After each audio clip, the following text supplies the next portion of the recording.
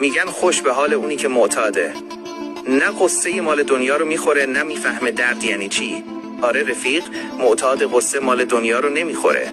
چون معتاد هرچی از خدا میخواد واسه خودش نمیخواد واسه آدمای اطرافشه که دعا میکنه. معتاد اگه تیکه نونی هم داشته باشه حاضر گرسنه باشه، اما رفیقش گرسنه نخوابه. معتاد حتی گاهی شده مواد مصرفیشو با یکی که خمار بوده شریک شده. معتاد خیلی وقتا از خدا خواسته یکی دیگه مثل خودش گرفتار مواد مخدر نشه، مثل خودش نسوزه.